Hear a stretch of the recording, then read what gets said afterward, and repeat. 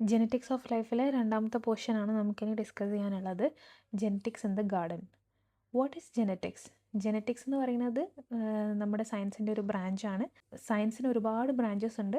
അതിലൊരു ബ്രാഞ്ചാണ് ജെനറ്റിക്സ്.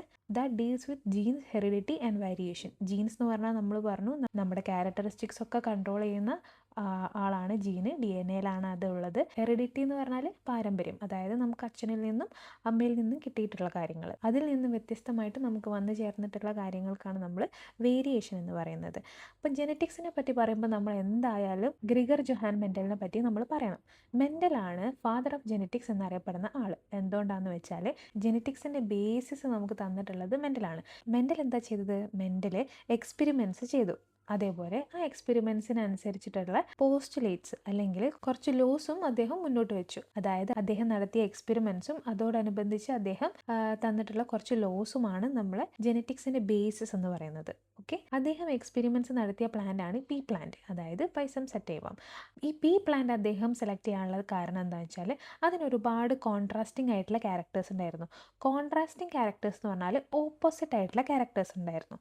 അതിലൊന്നാണ് സ്റ്റെമ്മിൻ്റെ ലെങ്ത്, അതായത് either ടോൾ ആയിരിക്കാം അല്ലെങ്കിൽ ഡോഫ് ആയിരിക്കാം. പിന്നെ ഫ്ലവറിൻ്റെ കളറ് പേർപ്പിൾ ഉണ്ട്, വൈറ്റ് ഉണ്ട്. പിന്നെ അതേപോലെ പോഡിൻ്റെ ഷേപ്പ് ഇൻഫ്ലാറ്റഡ്, പിന്നെ ചുക്കി ചൊളിഞ്ഞ് കൺസ്ട്രക്റ്റഡ് ആയിട്ടുള്ളത്. പോഡിൻ്റെ കളറ് ഗ്രീന്, യെല്ലോ. സീഡിൻ്റെ ഷേപ്പ്, സീഡിൻ്റെ കളറ് യെല്ലോ ഗ്രീന്. സീഡിൻ്റെ ഷേപ്പ് റൗണ്ട്, റിങ്കിൾഡ്. അങ്ങനെ ഒരുപാട് കോൺട്രാസ്റ്റിംഗ് ക്യാരക്ടേഴ്സ് ഈ പീ പ്ലാന്റിനുണ്ടായിരുന്നു. അദ്ദേഹം ഫോക്കസ് ചെയ്ത് ഈ 7 സ്പെസിഫിക് ക്യാരക്ടേഴ്സ് ആണ് ഇവിടെ നമ്മൾ കൊടുത്തിട്ടുള്ളത്. അദ്ദേഹം നടത്തിയ എക്സ്പെരിമെൻറ്റ്സിന് നമ്മൾ ഹൈബ്രിഡൈസേഷൻ എക്സ്പെരിമെൻറ്റ്സ് എന്നാണ് പറയാം. ഹൈബ്രിഡൈസേഷൻ എക്സ്പെരിമെൻറ്റ്സ് എന്ന് പറഞ്ഞാൽ ഈ പ്ലാന്റ്സ് ഓൾറെഡി ഈ പോളിനേഷൻ ചെയ്യുന്നുണ്ട് അല്ലെങ്കിൽ പരാഗണം ചെയ്യുന്നുണ്ട്. ഈ പോളിനേഷൻ നമ്മളാണ് നടത്തുന്നതെങ്കിൽ അതിന് പറയുന്ന പേരാണ് ഹൈബ്രിഡൈസേഷൻ. ഈ ഹൈബ്രിഡൈസേഷൻ എക്സ്പെരിമെൻറ്റ്സ് അദ്ദേഹം 7 വർഷം ചെയ്തു. ആ ഹൈബ്രിഡൈസേഷൻ എക്സ്പെരിമെൻറ്റ്സിൻ്റെ ബേസിസിലാണ് അദ്ദേഹം കുറേ ലോസ് ഉണ്ടാക്കിയിരിക്കുന്നത്. ഈ ലോസ് ആണ് നമ്മൾ ജെനറ്റിക്സിൻ്റെ ബേസിസ് ആയിട്ട് പറയുന്നത്. അദ്ദേഹം നടത്തിയ ഒന്നാമത്തെ എക്സ്പെരിമെൻ്റ് ആണ് മോണോ ഹൈബ്രിഡ് ക്രോസ്. ഇവിടെ അദ്ദേഹം ഒരൊറ്റ ക്യാരക്ടറെ എടുത്തിട്ടുള്ളൂ. അതായത് നമ്മളെ ടെക്സ്റ്റിൽ കൊടുത്തിട്ടുള്ളത് ഹൈറ്റിൻ്റെ അനുസരിച്ചിട്ടാണ്. അതായത് ഒന്ന് ടോളും ഡോഫും. ഒരൊറ്റ ക്യാരക്ടർ, അതായത് കോൺട്രാസ്റ്റിംഗ് ആയിട്ടുള്ള ഒരു ക്യാരക്ടർ ആണ് അദ്ദേഹം എടുത്തിട്ടുള്ളത്. കോൺട്രാസ്റ്റിംഗ് എന്ന് പറഞ്ഞാൽ ഓപ്പോസിറ്റ് ആയിട്ടുള്ള. ഈ ടോൾ പ്ലാന്റിനെ അദ്ദേഹം ക്യാപിറ്റൽ ടി എന്ന് ഡിനോട്ട് ചെയ്തു. ഡോഫ് പ്ലാന്റിനെ അദ്ദേഹം സ്മോൾ ടി എന്ന് ഡിനോട്ട് ചെയ്തു. ഈ 2 പ്ലാന്റ് ആണ് നമ്മളിവിടെ പാരൻസ് ആയിട്ട് എടുത്തിട്ടുള്ളത്. ടോൾ പ്ലാന്റിന്റെ ഗാമേറ്റ്സ് എന്തായിരിക്കും?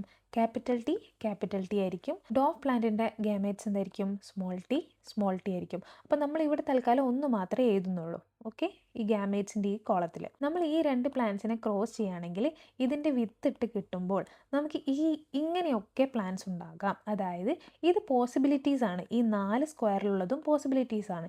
ഏതർ ഇങ്ങനെ ഒരു പ്ലാന്റ് ആവാം, ഇങ്ങനെ ഒരു പ്ലാന്റ് ആവാം, ഇങ്ങനെ ഒരു പ്ലാന്റ് ആവാം, ഇങ്ങനെ ഒരു പ്ലാന്റ് ആവാം. ആ പോസിബിലിറ്റീസ് നമ്മൾ നോക്കുന്നത് ഒരു സ്ക്വയർ വരച്ചിട്ടാണ്. അപ്പം ഇതിൻ്റെ മേൽഭാഗത്ത് ക്യാപിറ്റൽ ടി, അതായത് ആദ്യത്തെ ടോൾ പ്ലാന്റിൻ്റെ 2 ഗാമേറ്റ്സും ഈ ഭാഗത്തായിട്ട് സ്മോൾ ടി ഡോഫ് പ്ലാന്റിൻ്റെ 2 ഗാമേറ്റ്സും നമ്മൾ എഴുതുന്നു. ഇനി ഈ ബോക്സ് എങ്ങനെയാണ് ഫില്ല് ചെയ്യാന്ന് പറഞ്ഞുതരാം. ഈ മേലെ നിന്നുള്ള ക്യാപിറ്റൽ ടി ആദ്യം എഴുതണം.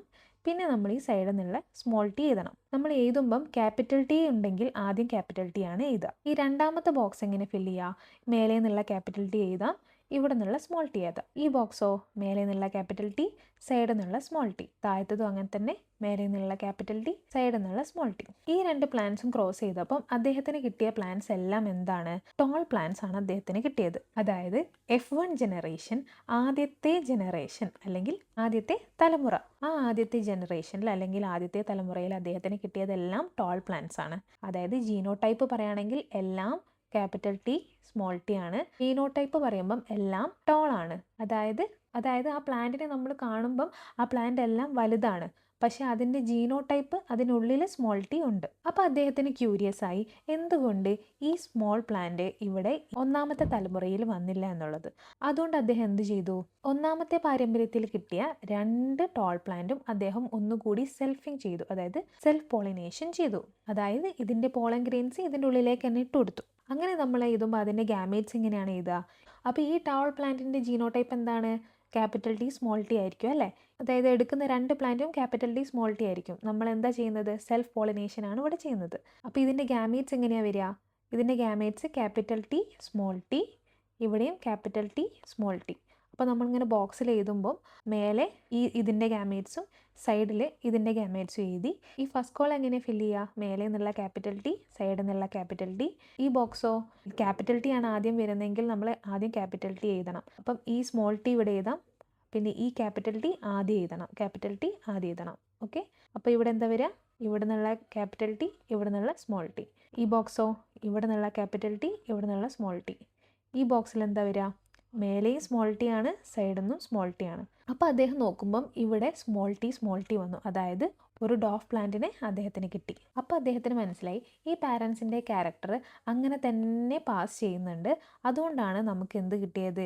ഈ രണ്ടാമത്തെ തലമുറയിൽ ഒരു ഡോഫ് പ്ലാന്റിനെ കിട്ടിയത്. ഈ ക്യാരക്ടർ അല്ലെങ്കിൽ ആ ഒരു സ്വഭാവങ്ങൾ കൈമാറാൻ കാരണമായ എന്തോ ഒന്ന് ഈ പാരൻസിൽ നിന്ന് അടുത്ത തലമുറയിലേക്ക് പോകുന്നുണ്ട്. അതിനെ അദ്ദേഹം ഫാക്ടർ എന്ന് വിളിച്ചു. അതായത് എന്തോ ഒരു ഘടകങ്ങൾ അല്ലെങ്കിൽ ഒരു ഫാക്ടർ പാരൻസിൽ നിന്ന് അടുത്ത ജനറേഷനിലേക്കും അതിൽ നിന്ന് അടുത്ത ജനറേഷനിലേക്കും മൂവ് ചെയ്യുന്നുണ്ട്. അദ്ദേഹം പറഞ്ഞ ഈ ഘടകങ്ങൾ അല്ലെങ്കിൽ ഫാക്ടേഴ്സ് ഈ ഗാമേറ്റ്സ് വഴിയാണ്, ഉറപ്പായിട്ടും എന്താണ്, ഈ ഗാമേറ്റ്സ് വഴിയാണ് പോവുക അല്ലേ? പിന്നെ അദ്ദേഹം പറയുന്നു ഈ ഫാക്ടർ എന്ന് പറയുന്ന ഘടകം, ഈ ഫാക്ടർ എന്ന് പറയുന്ന സാധനം രണ്ടെണ്ണം ഉണ്ടാവും. അതായത് ഒരു ക്യാരക്ടർ അല്ലെങ്കിൽ സ്വഭാവം നിർണ്ണയിക്കാൻ വേണ്ടി അതിന് രണ്ട് ഫാക്ടർ ഉണ്ടാകും, അല്ലെങ്കിൽ ഈ ഫാക്ടേഴ്സിന് രണ്ട് ഫോമുകൾ ഉണ്ടാകാം. മെൻഡൽ അതിനെ അല്ലീൽ എന്നാണ് വിളിച്ചത്. അല്ലീൽ അത് നമുക്ക് പറയാം ഫാക്ടേഴ്സ് തന്നെയാണ് ജീനിന് രണ്ട് ഫോംസ് ഉണ്ടാകാം. ആ രണ്ട് ഫോംസ് അല്ലെങ്കിൽ ട്രെയ്റ്റ്സ്, രൂപങ്ങളുണ്ടാകാം. അതിനെ അദ്ദേഹം അല്ലീൽ എന്നാണ് വിളിച്ചത്. ഇപ്പം നമ്മളൊരു എക്സാമ്പിൾ വെച്ചിട്ട് പറയുകയാണെങ്കിൽ ഹൈറ്റ് എന്ന് പറയുന്ന ഒരു സ്വഭാവമാണ് അല്ലേ? ഹൈറ്റ് എന്ന് പറയുന്നത് ഒരു ക്യാരക്ടറാണ്. ആ ക്യാരക്ടറിന് ജീൻ ഉണ്ടാക്കാം. അതിൻ്റെ രണ്ട് ഫോംസ് എന്തൊക്കെയായിരിക്കും? ഇപ്പോൾ ഹൈറ്റ് ടോൾ ആണെന്ന് വെച്ചോ. ടോൾ ആണെങ്കിൽ എങ്ങനെയായിരിക്കും? Capital T. ഡോർഫ് ആണെങ്കിലോ സ്മോൾ ടി. ഇങ്ങനെ രണ്ട് രൂപങ്ങളുണ്ടാകാം. അതിനാണ് നമ്മൾ അല്ലീൽ എന്ന് പറഞ്ഞത്. ഇനി പറയാനുള്ളത് ജീനോടൈപ്പ് എന്താണ്, ഫീനോടൈപ്പ് എന്താണെന്നുള്ളതാണ്.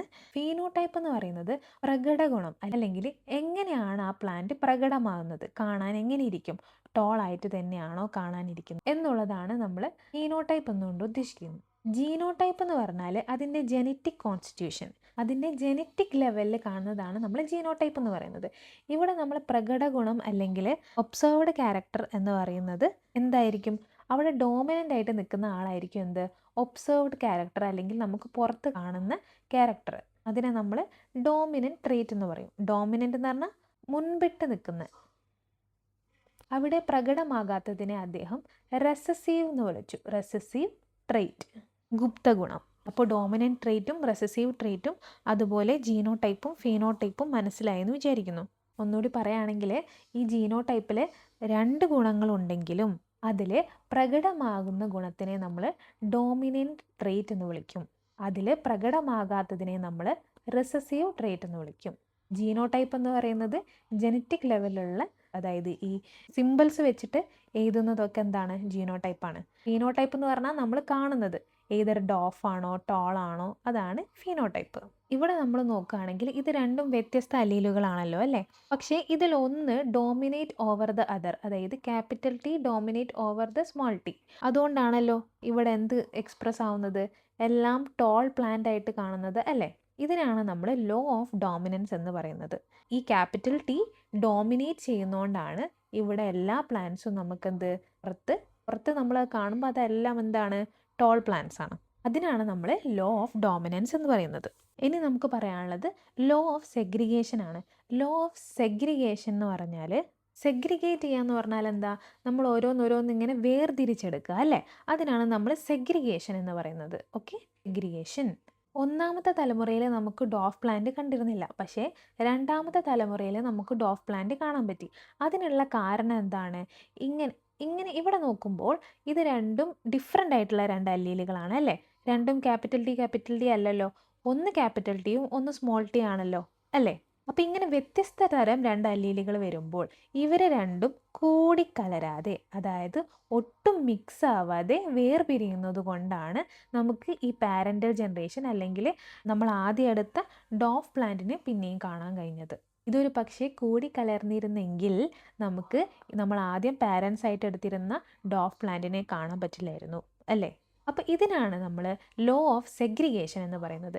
സെഗ്രിഗേഷൻ എന്ന് പറഞ്ഞാൽ എന്താ? ഇങ്ങനെ വേർതിരിച്ചെടുക്കുന്നതിനാണ് നമ്മൾ സെഗ്രിഗേഷൻ എന്ന് പറയുന്നത്. ഓക്കെ, അപ്പം ലോ ഓഫ് ഡോമിനൻസും ലോ ഓഫ് സെഗ്രിഗേഷനും മനസ്സിലായെന്ന് വിചാരിക്കുന്നു. ലോ ഓഫ് ഡോമിനൻസ് ഒന്നുകൂടി പറഞ്ഞു തരാം. ലോ ഓഫ് ഡോമിനൻസ് എന്ന് പറയുന്നത് ഇങ്ങനെ രണ്ട് വ്യത്യസ്ത അല്ലീലുകൾ വരുമ്പോൾ അതിലൊരു അല്ലീൽ മറ്റേ അല്ലീലിനെ ഡോമിനേറ്റ് ചെയ്യും. എന്നിട്ട് ഡോമിനേറ്റ് ചെയ്യുന്ന അല്ലീലാണ് എക്സ്പ്രസ്ഡ് ആവുന്നത്, അല്ലെങ്കിൽ നമ്മൾ പുറമെ കാണുമ്പം അതൊരു ടോൾ പ്ലാന്റ് ആയിട്ടാണ് കാണുന്നത്. അതിനാണ് നമ്മൾ ലോ ഓഫ് ഡോമിനൻസ് എന്ന് പറയുന്നത്. ലോ ഓഫ് സെഗ്രിഗേഷൻസ് എന്ന് പറഞ്ഞാൽ ഇങ്ങനെ രണ്ട് വ്യത്യസ്ത തരം അല്ലീലുകൾ വരുമ്പോൾ, അതായത് ഒന്നാമത്തെ തലമുറയിൽ നമ്മൾ സെൽഫിങ് ചെയ്തപ്പോൾ അല്ലെങ്കിൽ സെൽഫ് പോളിനേഷൻ ചെയ്യുമ്പോൾ രണ്ട് വ്യത്യസ്ത തരം അല്ലീലുകളാണ് അവിടെ ഉള്ളത് അല്ലേ. അപ്പോൾ ഇത് രണ്ടും സെഗ്രിഗേറ്റ് ചെയ്യുമ്പോൾ മിക്സ് ആവാതെ കൂടിക്കലരാതെ സെഗ്രിഗേറ്റ് ചെയ്യുന്നതുകൊണ്ടാണ് നമുക്ക് രണ്ടാമത്തെ തലമുറയിൽ നമ്മൾ പാരൻ്റൽ ജനറേഷനിൽ നമ്മൾ ആദ്യം എടുത്ത ഡോഫ് പ്ലാന്റിനെ കാണാൻ പറ്റിയത്. അതാണ് ലോ ഓഫ് സെഗ്രിഗേഷൻ. ഇനി നമുക്ക് കുറച്ച് ഡെഫിനിഷൻസ് നോക്കാം. ഫാക്ടേഴ്സ് തന്നെയാണ്. എന്താണ് factors? Characters from the parents are passed on to the offspring. Certain factors that are transmitted to gametes. അതായത് ഗാമീറ്റ്സ് കൂടെ പാരൻസിൽ നിന്നും ഓസ്പ്രിങ്ങിലേക്ക് എന്തോ ഒന്ന് പാസ് ചെയ്യുന്നുണ്ട്. അതിനാണ് നമ്മൾ ഫാക്ടേഴ്സ് എന്ന് പറയുന്നത്. പാരൻസിൽ നിന്ന് ഗാമീറ്റ്സിലൂടെ ഓഫ്സ്പ്രിങ്ങിലേക്ക് എന്തോ കുറച്ച് കാര്യങ്ങൾ ക്യാരക്ടേഴ്സ് പാസ് ചെയ്യുന്നുണ്ട്. അതിനാണ് നമ്മൾ ഫാക്ടേഴ്സ് എന്ന് പറയുന്നത്. എന്താണ് അല്ലീൽസ്? അല്ലീൽ എന്ന് പറഞ്ഞാൽ gene that determine a character. അതായത് ഒരു ക്യാരക്ടർ ഡിറ്റർമൈൻ ചെയ്യുന്ന ജീനിന് രണ്ട് ഫോംസ് ഉണ്ടാകാം. അതായത് ടോൾ പ്ലാന്റ് ആണെങ്കിൽ ക്യാപിറ്റൽ ടി, ഡോഫ് പ്ലാന്റ് ആണെങ്കിൽ small T. Capital T small T എന്താണ്? ടോളാണ്. ഇവിടെ ഈ ലോ ഓഫ് ഡോമിനൻസ് ഉള്ളതുകൊണ്ട് അതും ടോൾ ആയിട്ട് തന്നെയാണ് കാണുക. അപ്പം നമുക്കെന്ത് പറയാം? A gene that determines character can have ഒരു ക്യാരക്ടർ, അതായത് ഒരു ടോൾ എന്ന് പറഞ്ഞ ഒരു ക്യാരക്ടർ. ആ ക്യാരക്ടർ ഡിറ്റർമൈൻ ചെയ്യാൻ രണ്ട് അല്ലീലുകളുണ്ട്. ഓക്കെ, ഒരു ക്യാരക്ടർ ഡിറ്റർമൈൻ ചെയ്യാൻ അത് ടോളാണോ അത് ഡോർഫാണോ എന്ന് ഡിറ്റർമൈൻ ചെയ്യാൻ വേണ്ടിയിട്ട് രണ്ട് അല്ലീലുകൾ അവിടെ ഉണ്ട്. ഓക്കെ, ജീനിൻ്റെ ഈ രണ്ട് ഫോമിനെയാണ് നമ്മൾ അല്ലീൽ എന്ന് പറയുന്നത്. ഈ ജീനിൻ്റെ രണ്ട് ഫോമിനെയാണ് നമ്മൾ അല്ലീൽ എന്ന് പറയുന്നത്. എന്താണ് അല്ലീൽ എന്ന് ചോദിച്ചാൽ ജീനിൻ്റെ രണ്ട് ഫോംസ് ആണെന്ന് എഴുതിയാൽ മതി. Two forms of gene. അതിന് ഈ ഒരു എക്സാമ്പിൾ എഴുതണം. And here what do you mean by phenotype and genotype? Phenotype എന്ന് പറഞ്ഞാൽ നമുക്ക് കാണാൻ പറ്റിയ ക്യാരക്ടർ, നമുക്ക് പുറത്ത് എന്താണോ കാണുന്നത് ക്യാരക്ടർ, എയ്തർ ടോൾ അല്ലെങ്കിൽ ഡോഫ്, അതിനാണ് നമ്മൾ ഫീനോടൈപ്പ് എന്ന് പറയുന്നത്. ജീനോടൈപ്പ് എന്ന് പറഞ്ഞാൽ അതിൻ്റെ ജെനറ്റിക് ലെവൽ എങ്ങനെയാണ്, അതായത് നമ്മൾ ഈ സിമ്പിൾസ് വെച്ചിട്ട് എഴുതുന്നത്, ഇതിനാണ് നമ്മൾ ജീനോടൈപ്പ് എന്ന് പറയുന്നത്. ഇവിടെ മെൻഡലിൻ്റെ പോസ്റ്റുലേറ്റ്സ് കൊടുത്തിട്ടുണ്ട്. അതിലാദ്യം അദ്ദേഹം പറയുന്നത് a trait is controlled by two factors. Trait എന്ന് പറഞ്ഞാൽ ഒരു ക്യാരക്ടർ കൺട്രോൾ ചെയ്യാൻ രണ്ട് ഫാക്ടേഴ്സ് ഉണ്ട്, അതായത് രണ്ട് അല്ലീലുകളുണ്ട്. When a pair of contrasting traits is subjected to hybridization, only one of the contrasting trait is expressed in the offspring of the first generation and the other remains hidden. The trait that appears in the first generation is called dominant trait. അതായത് നമ്മൾ ഏതെങ്കിലും ഒരു pair of contrasting trait hybridization എടുക്കുകയാണെങ്കിൽ, contrasting trait എന്ന് പറഞ്ഞാൽ opposite ആയിട്ടുള്ള trait, അതായത് ഒന്ന് ടോള് ഒന്ന് ഡോർഫ് എന്ന് പറയുന്നത് എന്താ? ഓപ്പോസിറ്റ് ട്രേറ്റ് ആണ് അല്ലേ. അതിനാണ് നമ്മൾ കോൺട്രാസ്റ്റിംഗ് ട്രേറ്റ്സ് എന്ന് പറയുന്നത്. അത് നമ്മൾ ഹൈബ്രിഡൈസേഷന്, അതായത് നമ്മൾ ഒറ്റയ്ക്ക് അല്ലെങ്കിൽ നമ്മൾ സ്വന്തമായിട്ട് പോളിനേഷൻ ചെയ്യുകയാണെങ്കിൽ അതാണ് നമ്മൾ ഹൈബ്രിഡൈസേഷൻ എന്ന് പറയുന്നത്. അതിൽ only one of the contrasting trait is expressed in the offspring. അതായത് അതിൻ്റെ അടുത്ത ജനറേഷനിൽ ഏതർ ഒരു ക്യാരക്ടറെ എന്താവുന്നുള്ളൂ, എക്സ്പ്രസ് ആവുന്നു. അതായത് ഏതർ ഒരു ക്യാരക്ടറെ നമുക്കത് കാണാൻ കഴിയുന്നുള്ളൂ അല്ലേ. രണ്ടാമത്തെ ക്യാരക്ടർ അവിടെ എന്താണ്? ഹിഡൻ ആണ്, ഒളിഞ്ഞിരിക്കുകയാണ് അല്ലേ. ഈ ഡോർഫ് എന്നുള്ള ക്യാരക്ടർ അവിടെ ഹിഡൻ ആണ്. അതായത് ഇവിടുത്തെ ഈ ടോളിൻ്റെ ജീനോടൈപ്പ് എന്താണ്? ക്യാപിറ്റൽ ടി സ്മോൾ ടി ആയിരിക്കും. അപ്പോൾ ഇതിൽ ഈ സ്മോൾ ടി എന്താണ്? ഹിഡൻ ആയിട്ടിരിക്കുകയാണ് അല്ലേ. ഇവിടെ എക്സ്പ്രസ് ആവുന്നതിനെ നമ്മൾ, അതായത് ഈ ക്യാപിറ്റൽ ടീനെ നമ്മൾ ഡോമിനൻറ്റ് ട്രേറ്റ് എന്നും അവിടെ ഹിഡൻ ആയിരിക്കുന്നതിനെ നമ്മൾ റെസസീവ് ട്രേറ്റ് എന്ന് വിളിക്കുന്നു. ഇവിടെ നമ്മൾ ഈ കാണുന്ന ഹിഡൻ ആയിട്ടിരിക്കുന്ന ഈ ട്രേറ്റ്, അതായത് ഈ ഡോഫ് എന്ന് പറയുന്ന ഈ സ്മോൾ ടി അടുത്ത ജനറേഷൻ, അതിൻ്റെ അടുത്ത സെക്കൻഡ് ജനറേഷനിൽ അടുത്ത തലമുറയിൽ അതെന്താകും? എക്സ്പ്രസ്ഡ് ആവുന്നുണ്ട്. The gametes are formed, the factors that determine trait get separated without mixing. അതായത് ഈ ഫസ്റ്റ് ജനറേഷനിൽ നിന്ന് ഗാമീറ്റ്സ് ഫോം ചെയ്യുമ്പം, അതായത് ഈ ക്യാപിറ്റൽ ടി സ്മോൾ ടി എന്ന് പറയുന്ന രണ്ട് ഡിഫറെൻ്റ് ആയിട്ടുള്ള അല്ലിയിൽ നിന്ന് ഗാമീറ്റ് ഫോം ചെയ്യുമ്പം എന്താണ്? ഇത് രണ്ടും മിക്സ് ആവാതെ സെപ്പറേറ്റ് ആയിട്ട് ഫോം ചെയ്യുന്നുണ്ട്. ഇതിൽ നിന്ന് രണ്ടും സെപ്പറേറ്റ് ആയിട്ട് മിക്സ് ആവാതെ ഗാമീറ്റ്സ് ഫോം ചെയ്യുന്നുണ്ട്. അതുകൊണ്ടാണ് ഈ സെക്കൻഡ് ജനറേഷനിൽ നമുക്ക് ഈ ഡ്വാർഫ് പ്ലാന്റിനെ കാണാൻ കഴിയുന്നത്. Ratio of dominant to recessive traits in the offspring of second generation is 3:1. അതായത് ഇവിടെ ടോളും ഡോർഫും നോക്കുകയാണെങ്കിൽ 3 ടോളും ഒരൊറ്റ ഡോർഫും ആണ് കാണുന്നത്. അടുത്തത് അദ്ദേഹം ഡൈ ഹൈബ്രിഡ് ക്രോസ് ചെയ്തു. അതായത് ഒരു പീ പ്ലാന്റ് ടോളും പിന്നെ റൗണ്ടഡ് സീഡ്സ് ആയിട്ടുള്ള പീ പ്ലാന്റ് എടുത്തു. രണ്ടാമത്തത് ഡോഫും റിങ്കിൾഡ് സീഡ്സുള്ള പീ പ്ലാന്റും എടുത്തു. അതായത് ഇവിടെ അദ്ദേഹം 2 പെയർ ഓഫ് കോൺട്രാസ്റ്റിംഗ് ക്യാരക്ടർ എടുത്തു. ഒന്ന് ടോൾ എന്നുള്ളതും ഡോഫ് എന്നുള്ളതും ഒരൊറ്റ പെയറും, റൗണ്ടഡ് സീഡും റിങ്കിൾ സീഡും വേറൊരു പെയറും. അങ്ങനെ ഒരുമിച്ച് 2 കോൺട്രാസ്റ്റിംഗ് ട്രേറ്റ്സ് അദ്ദേഹം എടുത്തു. 2 pairs of contrasting traits of the same plant. This is known as dihybrid cross. Parental generation എന്ന് പറയുമ്പോൾ ക്യാപിറ്റൽ ടി, ക്യാപിറ്റൽ ആർ, ഇത് സ്മോൾ ടി, സ്മോൾ ആർ. ഇവിടെ ഗാമീറ്റ്സ് ഫോം ചെയ്യുമ്പോൾ എങ്ങനെയാണ് ഫോം ചെയ്യുക? ഇവിടെ ഗാമീറ്റ്സ് ആയിട്ട് ഈ ക്യാപിറ്റൽ ടി, ക്യാപിറ്റൽ ആറും, ഇവിടെ ഗാമീറ്റ്സ് ആയിട്ട് ഈ സ്മോൾ ടി, സ്മോൾ ആറും ആണ് വരിക. അപ്പോൾ ഈ ഗാമീറ്റ്സ് വെച്ചിട്ട് നമുക്ക് കിട്ടാനുള്ളതിൻ്റെ പോസിബിലിറ്റീസ് നോക്കുകയാണെങ്കിൽ നമുക്ക് എങ്ങനെയൊക്കെയുള്ള പ്ലാന്റ് കിട്ടുന്നുള്ള പോസിബിലിറ്റീസ് നോക്കാൻ അദ്ദേഹം ഒരു ടേബിൾ വെച്ചിട്ടാണ് നോക്കിയത്. മേളിൽ ക്യാപിറ്റൽ ടി, ക്യാപിറ്റൽ ആറും എഴുതി, സൈഡിൽ small T, small R. Box എങ്ങനെ ഫില്ല് ചെയ്യാം? ഫില്ല് ചെയ്യുമ്പം ആദ്യം ടി ആണ് ഫില്ല് ചെയ്യേണ്ടത്, പിന്നെയാണ് ആർ ഫില്ല് ചെയ്യേണ്ടത്. പിന്നെ അതുപോലെ ക്യാപിറ്റൽ ടി ഉണ്ടെങ്കിൽ ആദ്യം ക്യാപിറ്റൽ ടി ആണ് ഫില്ല് ചെയ്യേണ്ടത്, ക്യാപിറ്റൽ ആർ ഉണ്ടെങ്കിൽ ആദ്യം ക്യാപിറ്റൽ ആർ ആണ് ഫില്ല് ചെയ്യേണ്ടത്. ഓക്കെ, ഇവിടുന്ന് ക്യാപിറ്റൽ ടി ആദ്യം എടുത്തു, ഇവിടുന്ന് ടി ആണ് നമുക്ക് എടുക്കേണ്ടത് ആദ്യം. അപ്പോൾ ഇവിടുന്ന് സ്മോൾ ടി ആണുള്ളത്, ഇവിടുന്ന് സ്മോൾ ടി എടുത്തു. ഇനി ആർ എടുക്കുമ്പം ക്യാപിറ്റലാണ് ആദ്യം എടുക്കേണ്ടത്, അപ്പോൾ മേലെ നിന്ന് ആർ എടുത്തു, പിന്നെ ഇവിടുന്ന് സ്മോൾ ആർ എടുത്തു. ഈ ബോക്സ് എങ്ങനെ ഫില്ല് ചെയ്യാം? ആദ്യം ടി ആണ് എടുക്കുന്നത്, അതിൽ ക്യാപിറ്റലാണ് ആദ്യം എഴുതേണ്ടത്. ക്യാപിറ്റൽ ടി ഇങ്ങോട്ട് എടുത്തു, ഇവിടുന്ന് സ്മോൾ ടി എടുത്തു, ഇനി ആർ എഴുതണം. മേലെ നിന്ന് ആർ എടുത്തു, ക്യാപിറ്റൽ ആർ, ഇവിടുന്ന് സ്മോൾ ആർ എടുത്തു. ഈ രീതിയിൽ 4 ബോക്സും ഫില്ല് ചെയ്തു. അപ്പോൾ അദ്ദേഹത്തിന് കിട്ടിയ എല്ലാ പ്ലാന്റ്സും ടോളാണ്, അതുപോലെ റൗണ്ട് സീഡഡ് ആണ്. ഇവിടെ നമുക്ക് നോക്കുമ്പം ക്യാപിറ്റൽ ടി ഉണ്ട്, അതേപോലെ ക്യാപിറ്റൽ ആർ ഉണ്ട്. ക്യാപിറ്റൽ ടി ഉണ്ട്, ക്യാപിറ്റൽ ആർ ഉണ്ട്. അപ്പോൾ അതെന്ത് ചെയ്യും? ഡോമിനേറ്റ് ചെയ്യും, അല്ലേ? Law of dominance. അപ്പോൾ ആ സ്മോൾ ടിയും സ്മോൾ ആർ ഇവിടെ ഹിഡൻ ആണ്, അല്ലേ? അവിടെ റിസസീവ് ആയിട്ടിരിക്കുകയാണ്. അപ്പോൾ അദ്ദേഹം എന്ത് ചെയ്തു? ഇതിൽ കിട്ടിയ 2 പ്ലാന്റ്സിനെ സെൽഫ് പോളിനേഷൻ ചെയ്തു. അപ്പോൾ ഇവിടുത്തെ ഗാമീറ്റ്സ് നമുക്ക് എങ്ങനെയാണ് എഴുതാൻ പറ്റുക? ഇതിൻ്റെ capital T, capital R, small R എഴുതുമ്പോൾ ഈ ക്യാപിറ്റൽ ടിയും ഈ ക്യാപിറ്റൽ ആറും വരാം, അതേപോലെ ഈ ക്യാപിറ്റൽ ടിയും ഈ ക്യാപിറ്റൽ ആറും വരാം, ഈ സ്മോൾ ടിയും ഈ സ്മോൾ ആറും വരാം, ക്യാപിറ്റൽ ആറും വരാം, ഈ സ്മോൾ ടിയും സ്മോൾ ആറും വരാം. ഇതിൻ്റെ ഗാമീറ്റ്സ് എഴുതുമ്പം ആദ്യം ടി എടുക്കുക, പിന്നെ ഇതിലൊരു ആർ എടുക്കുക, പിന്നെ ഈ ടി തന്നെ എടുക്കുക, ഇതിലൊരു ആർ എടുക്കുക. അടുത്തത് എഴുതുമ്പം ഈ സ്മോൾ ടി എടുക്കുക ആദ്യം, പിന്നെ ഇതിൽ ആർ എഴുതുക, ഈ സ്മോൾ ടി എടുക്കുക, ഈ സ്മോൾ ആർ എഴുതുക. മനസ്സിലായോ? അതായത് ഈ ക്യാപിറ്റൽ ടി ആദ്യം എടുക്കുക, ഇവിടുന്ന് പിന്നെ ആർ എടുക്കണം, പിന്നെ അതേപോലെ ഈ സെയിം ക്യാപിറ്റൽ ടി എടുക്കുക, ഇവിടുത്തെ ഈ ആർ എഴുതുക. ഇനി അടുത്തത് സ്മോൾ ടി എടുക്കണം, സ്മോൾ ടി എടുക്കുക, ഇതിൽ ആർ എഴുതുക, ഇതേ സ്മോൾ ടി എടുക്കുക, ഇതിൽ സ്മോൾ ആർ എഴുതുക.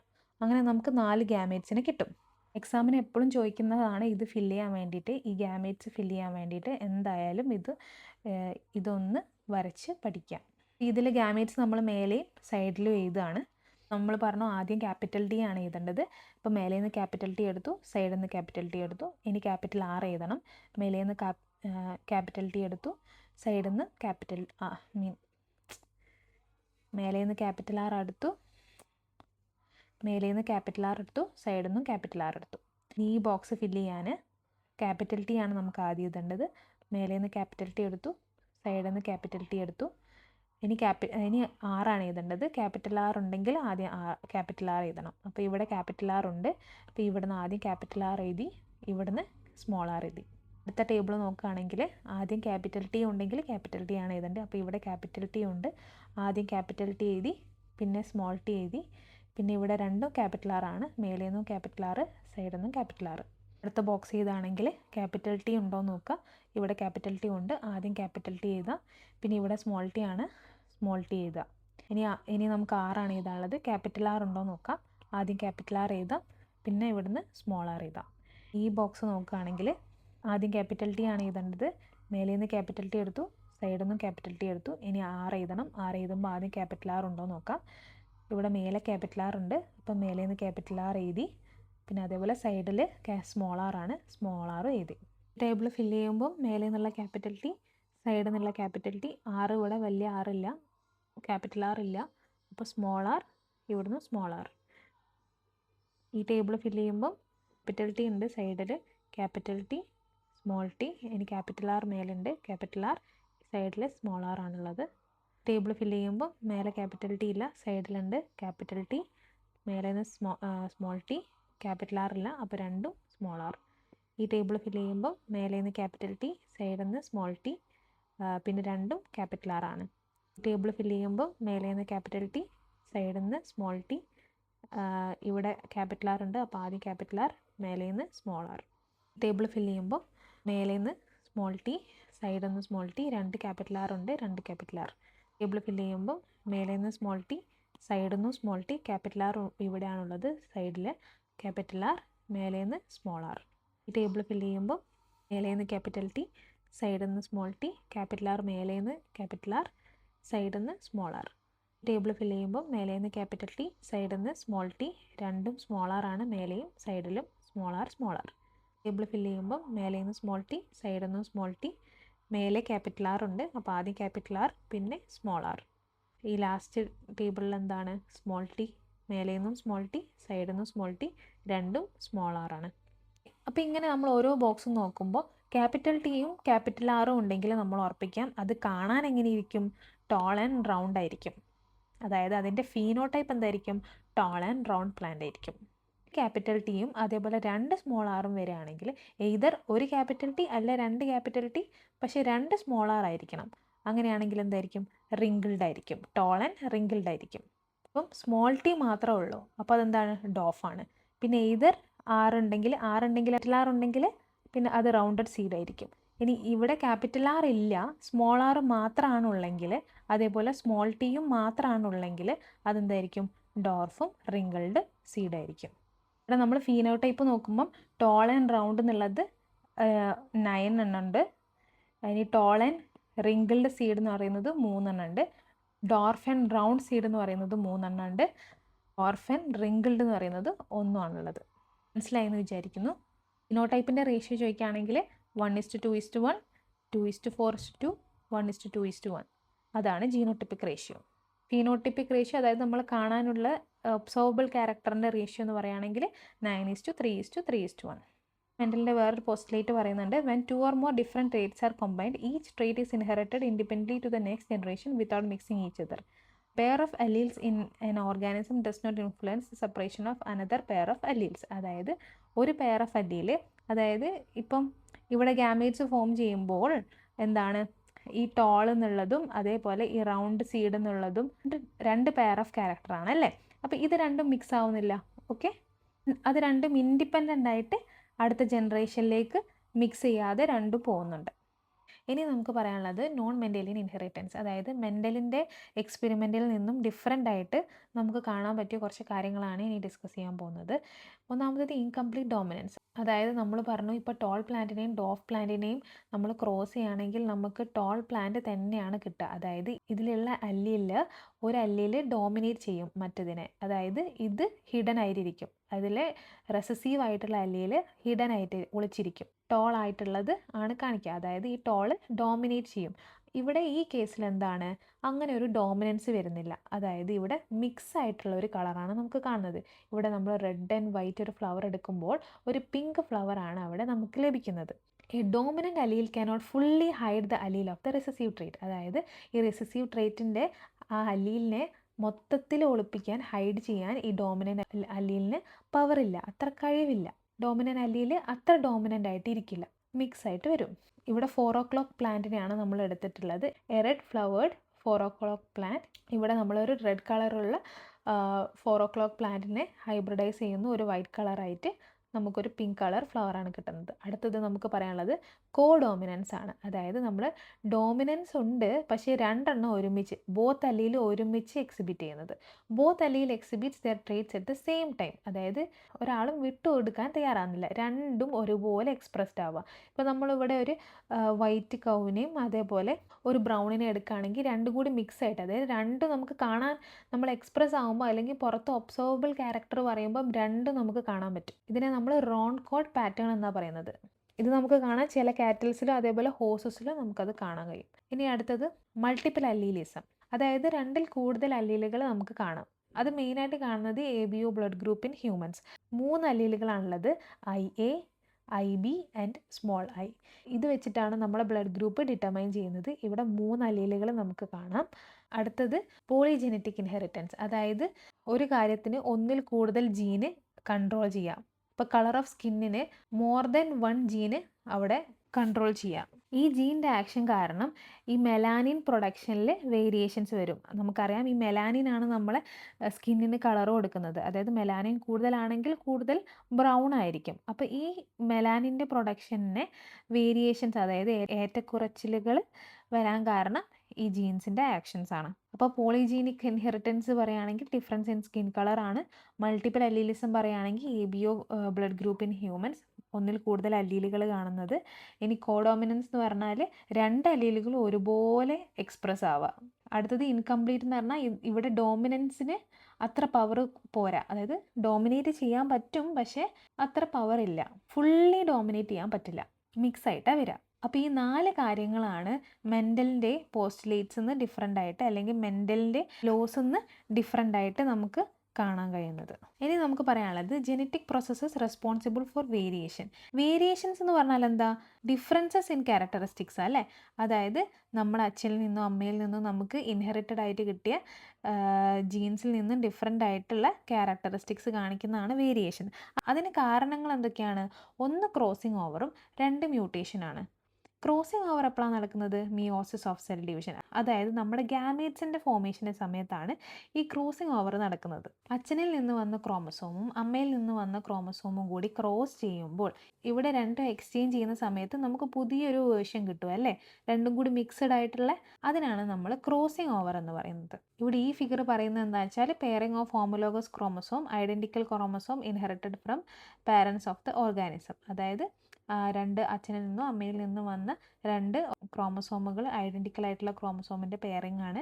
The point of contact of the paired chromosome is called chiasma. Chiasma എന്ന് പറഞ്ഞാൽ ഇത് രണ്ടും കൂടെ കൂടി ചേരുന്ന ഈ ഒരു പോയിന്റ്, അതിനാണ് നമ്മൾ കയാസ്മ എന്ന് പറയുന്നത്. The chromatids break at the region and the broken segments are exchanged with each other. അതായത് ഇവിടെ ഈ ഒരു കയാസ്മൻ്റെ പോയിന്റിൽ അവിടെ ബ്രേക്ക് ചെയ്യും. ആ ബ്രേക്ക് ചെയ്ത റീജിയനിൽ ഇത് അങ്ങോട്ടും ഇങ്ങോട്ടും എന്ത് ചെയ്യും? എക്സ്ചേഞ്ച് ആക്കും ഈ broken segments. This exchange causes a recombination of alleles. This leads to the appearance of new traits in the offspring. അപ്പോൾ ഇങ്ങനെ എക്സ്ചേഞ്ച് ചെയ്യുമ്പോൾ എന്താ? പുതിയൊരു ഇങ്ങനെ എക്സ്ചേഞ്ച് ചെയ്യുമ്പം അവിടെ റീകോമ്പിനേഷൻ ആണ് നടക്കുന്നത്.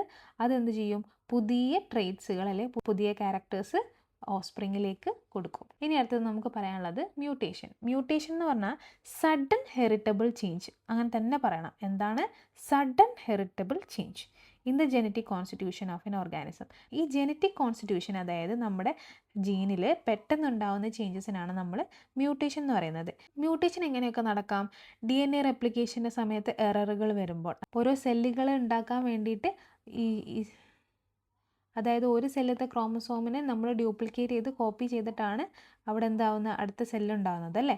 അതിനാണ് നമ്മൾ റെപ്ലിക്കേഷൻ എന്ന് പറയുക. ആ റെപ്ലിക്കേഷൻ്റെ സമയത്ത് എറർ വരുന്നത്. പിന്നെ എക്സ്പോഷർ ടു സർട്ടൻ കെമിക്കൽസ്, അതായത് എന്തെങ്കിലും കെമിക്കൽസൊക്കെ ആയിട്ട് സ്ഥിരമായിട്ട് എക്സ്പോഷറൊക്കെ വരികയാണെങ്കിൽ നമ്മുടെ ജീനിൽ ചെറിയ മ്യൂട്ടേഷനൊക്കെ വരാൻ ചാൻസ് ഉണ്ട്. പിന്നെ അതേപോലെ റേഡിയേഷൻസിലും ഇതേപോലെ തന്നെ വരും. Importance of mutation.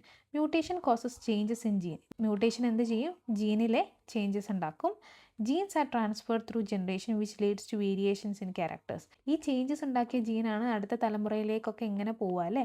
അപ്പോൾ അതെന്താ? അടുത്ത തലമുറയിലൊക്കെ ഓരോ വേരിയേഷൻസ് ഉണ്ടാക്കാൻ കാരണമാക്കും. Mutations play a crucial role in the process of evolution. നമ്മൾ ഇവല്യൂഷനിൽ നല്ലൊരു പങ്ക് ആർക്കുണ്ട്? മ്യൂട്ടേഷൻ ഉണ്ട്. അതായത് ഇങ്ങനെ ഓരോ ചേഞ്ചസ് വരുമ്പം ആ ചേഞ്ചസ് ആണല്ലോ നമ്മൾ അടുത്ത തലമുറകളിലേക്ക് പോകുന്നത്. അതായത് എന്തെങ്കിലും ഒരു ക്യാരക്ടറിന് ഒരു ചേഞ്ച് വന്നാൽ അടുത്ത തലമുറയിലേക്കോ അതേ ക്യാരക്ടറിന് ചേഞ്ച് വരും. അപ്പോൾ ഇവിടെ നമ്മൾ ഈ തലമുറയിലെ ഒരു ക്യാരക്ടറിന് ചേഞ്ച് എന്തെങ്കിലും ഒരു മ്യൂട്ടേഷൻ കാരണം ചേഞ്ച് ഉണ്ടായിരുന്നെങ്കിൽ അടുത്ത തലമുറയിലേക്ക് വേറെ ചേഞ്ച് വരും. അങ്ങനെ മാറി ചെറിയ ചെറിയ ചേഞ്ചസ് ഓരോ തലമുറകളിലും വരുമ്പോഴാണ് ഇവല്യൂഷൻ ഉണ്ടാവുന്നത് അല്ലേ. അപ്പോൾ ഇതൊക്കെയാണ് മ്യൂട്ടേഷൻ്റെ ഇമ്പോർട്ടൻസ്. അപ്പോൾ ചാപ്റ്ററിലെ എല്ലാ ഫിഗറും ഒന്ന് നോക്കി വെക്കണം. ഈ ഫിഗർ വെച്ചിട്ട് ഓരോ കാര്യങ്ങൾ ചോദിക്കാറുണ്ട്. എക്സ്പ്ലെയിൻ ചെയ്യാനും അതേപോലെ എന്താണെന്ന് കണ്ടുപിടിക്കാനൊക്കെ ചോദിക്കാറുണ്ട്. പിന്നെ ഈ ഗാമേറ്റ്സ് ഫോം ചെയ്യുന്നതൊക്കെ എന്തായാലും നോക്കി വെക്കുക. അപ്പോൾ താങ്ക് യു. ഇത്രയൊക്കെ ഉള്ളൂ. എന്തെങ്കിലും ഡൗട്ട്സൊക്കെ ഉണ്ടെങ്കിൽ കമൻസിൽ ചോദിക്കുക. Thank you for watching.